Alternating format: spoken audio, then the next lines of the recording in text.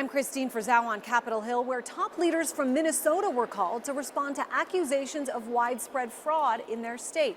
Governor Tim Walz says, though, he and his state have been a victim of President Trump's political punishment campaign, as GOP lawmakers insist they looked the other way and allowed that fraud to persist.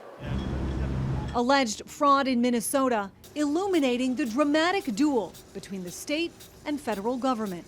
On full display once again on Capitol Hill. Fraud in government programs is reprehensible. It takes food from the tables of the hungry. It takes shelter from those without it. Attorney General Keith Ellison and Governor Tim Walz, who recently dropped his bid for re-election in the wake of the fraud scandal, insist cracking down on fraud has been a priority, with questions about why states like Alabama and Oklahoma, which lead the country in SNAP fraud, have not been called to testify. Even as we confront issues similar to our sister states, the people of Minnesota have been singled out and targeted for political retribution at an unparalleled scale. But this video from conservative social media influencer Nick Shirley, now with more than 4 million views, got the attention of the president and higher-ups in his administration. Millions of dollars every single year. With multiple examples of healthcare businesses and daycare centers that appear to be closed but have collected millions from the federal government, most owned by Somali Americans. There was a perception that forcefully tackling this issue might cause political backlash among the Somali community, which is a core voting bloc. Did that have anything to do with this whole fraud scheme that went on in your state, Governor?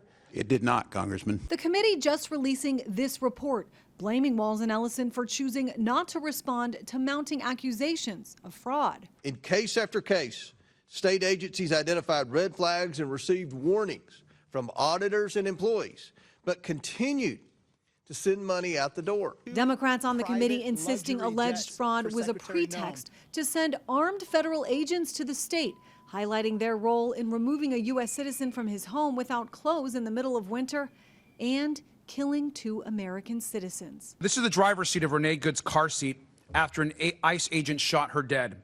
The Trump administration says the state must do more to fight back against fraud and recently withheld more than $240 million in Medicaid funds. Well, this week, state officials filed a lawsuit against that action, saying Minnesota has been the victim of, quote, political punishment. On Capitol Hill, I'm Christine Frizzau.